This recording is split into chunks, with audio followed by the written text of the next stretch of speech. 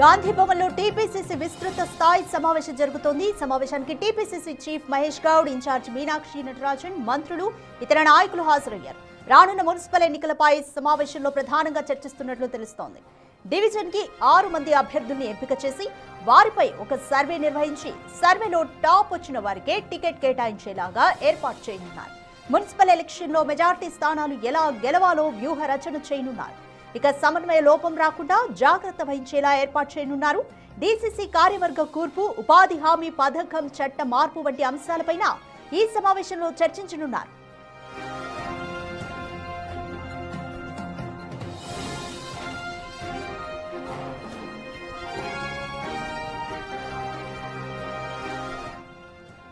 జాతీయ ఉపాధి హామీ పథకాన్ని రద్దు చేసే కుట్రను నిరసిస్తూ తీర్మానం చేశారు.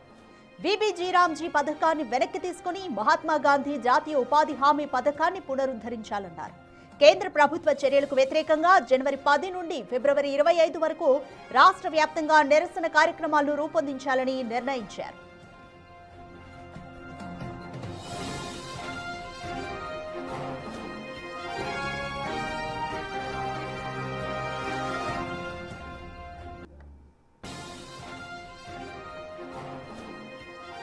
ఈ రోజు ఉదయం 11 గంటలకు టీపీసీసీ విస్తృత స్థాయి సమావేశం గాంధీ భవన్ లో ప్రారంభమైంది. ఈ సమావేశానికి టీపీసీసీ చీఫ్ మహేష్ గౌడ్, అలాగే ఇన్ఛార్జ్ మీనాక్షి నటరాజన్, మంత్రులు, ఇతర నాయకులందరూ కూడా హాజరయ్యారు.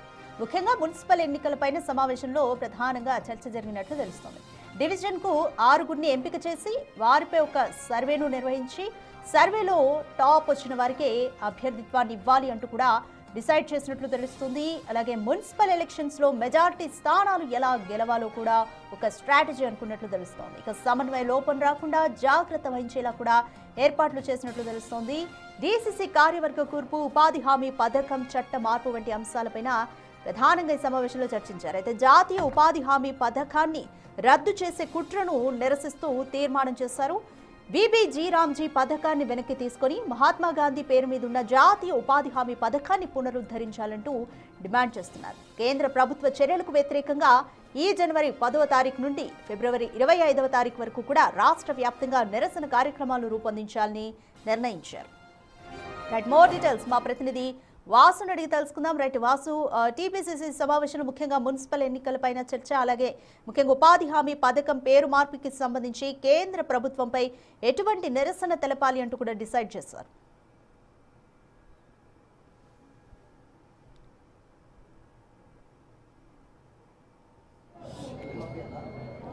మొత్తం మీద చూస్తున్న మరి కాసేపట్లోనే పీసీసీ సంబంధించినటువంటి కార్యవర్గ సమావేశం అయితే ప్రారంభం కాబోతోంది. అయితే కీలకంగా కూడా రాష్ట్ర వ్యాప్తంగా ఉన్న డీసీసీ ప్రెసిడెంట్తో పాటు ముఖ్యమంత్రి రేవంత్ రెడ్డి, డిప్యూటీ సీఎం కూడా ఇప్పటికే చేరుకుంటుంది. మరి కాసేపట్లో సీఎం రేవంత్ రెడ్డి చేరుకోబోతా ఉన్నారు.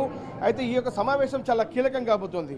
అయితే మున్సిపల్ ఎన్నికలు సమీపిస్తున్న నేపథ్యంలో కూడా పూర్తిగా పార్టీ ఎలా ముందుకు వెళ్ళాలి అన్న అంశంతో పాటు ఇక పూర్తి స్థాయిలో మున్సిపల్ ఎన్నికల్లో మెజార్టీ స్థానాలు గెలవాలి, ఎక్కడా సమన్వయం లోపం లేకుండా చూడాలి అన్న అంశానికి సంబంధించి కూడా ఈ సమావేశం కూడా ప్రధానంగా చర్చ సాగే అవకాశం ఉంది. అయితే గత కొంత కాలంగా కూడా ఈ నెల ఈ చట్టాన్ని కేంద్ర ప్రభుత్వం ఏదైతే మహాత్మా గాంధీ పేరును మార్చిందో దీనికి సంబంధించి కూడా నిరసన కార్యక్రమాలు జరపాలి, ఏ విధంగా ప్రజల్లోకి తీసుకెళ్లాలి అనే విషయం నుంచి కూడా జనవరి 10 నుండి ఫిబ్రవరి 25 వరకు కూడా నిరసన కార్యక్రమాలు జరపాలని ఇప్పటికే ఆ నిర్ణయం తీసుకోవడం జరిగింది. పూర్తిగా కూడా ఈ యొక్క కార్యక్రమానికి సంబంధించి కూడా ముఖ్యమంత్రి రేవంత్ రెడ్డి ఇటీవల కాలంలో 2 ఏళ్ల కాంగ్రెస్ పాలనలో కూడా ఇప్పటిదాకా కాంగ్రెస్ ప్రభుత్వం ప్రజల కోసం చేస్తున్నట్టు సంక్షేమ పథకాలు ఏ విధంగా ప్రజల్లోకి తీసుకెళ్లాలి అన్న అంశానికి సంబంధించి కూడా దిశానిర్దేశం చేయబోతున్నారు. ఇక పీసీసీ ప్రెసిడెంట్ సంబంధించి కూడా కీలకంగా పలు కీలక అంశాలు వేటిపైన చర్చించాలి అన్న అంశంపైన కూడా సంబంధించి కూడా కీలకంగా పలు కీలక అంశాలు వేటిపైన చర్చించాలి అన్న అంశంపైన కూడా ఏఐసీసీ సూచన మేరకు కూడా ఏదైతే జీరామ్జీ పథకానికి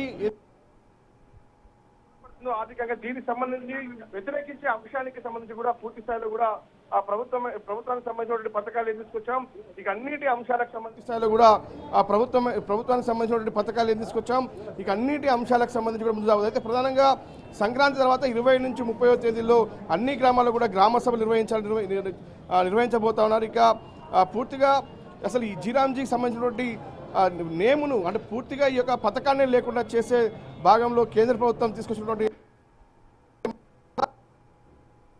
పేరు మార్చాలి ఈ పథక ఉద్దేశానికి.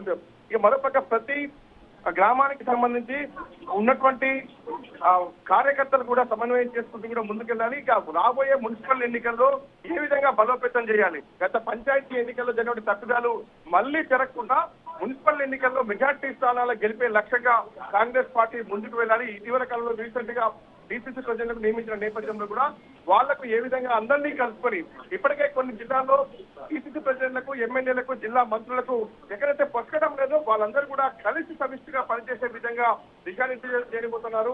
ఇప్పటికే డీసీసీకి సంబంధించినటువంటి అందరూ కూడా రావడం జరిగింది. ఇక మరి కాసేపట్లోనే ముఖ్యమంత్రి రేవంత్ రెడ్డి ఇక్కడికి రాబోతుంది. అందరూ కూడా రావడం జరిగింది. ఇక మరి కాసేపట్లోనే ముఖ్యమంత్రి రేవంత్ రెడ్డి ఇక్కడికి రాబోతున్న పరిస్థితి కనిపిస్తోంది. ఇక ఇటీవల కాలంలో పదవి బాధ్యతలు చేపట్టినట్టు వారు ఏ విధంగా పని చేయాలి, ఏ విధంగా ముందుకెళ్లాలి అన్న అంశానికి సంబంధించి మాత్రం ఒక దిశానిర్దేశం చేయబోతున్నారు. ఇక బహిరంగ సభలు ఏదైతే ముఖ్యమంత్రి రేవంత్ రెడ్డి జరిగేటువంటి జెడ్పీటీసీ, ఎంపీటీసీతో పాటు జరగనున్న మున్సిపల్ ఎన్నికలకు సంబంధించి ముఖ్యమంత్రి బహిరంగ సభలు నిర్వహించే అవకాశం ఉంది. బహిరంగ సభలకు సంబంధించి ఎక్కడ నిర్వహించాలి, ఏ ప్రాంతాలు నిర్వహించాలి, దానికి ఏ విధంగా పార్టీ సన్నద్ధం కావాలి అన్న అంశానికి సంబంధించి కూడా ఒక కీలక నిర్ణయం అయితే తీసుకోబోతా ఉంది. మొత్తానికైతే ఈ రోజు జరిగేటువంటి టీపీసీసీ విస్తృత సమావేశానికి సంబంధించినటువంటి ఇది మొత్తం పూర్తిలో రాష్ట్రంలో ఉన్నటువంటి కాంగ్రెస్ వర్గాలన్నీ కూడా రావడం జరిగింది. పూర్తిగా ఎమ్మెల్యేలు, మంత్రులకు సంబంధించిన అంశంపైన కూడా కొన్ని కీలక అంశాలపైన ఒక దిశానిర్దేశం చేయబోతా ఉన్నారు. ప్రధానంగా మున్సిపల్ ఎన్నికలు, రాబోయే జెడ్పీటీసీ, ఎంపీటీసీ ఎన్నికలు, ఆ తర్వాత పార్టీ బలోపేతం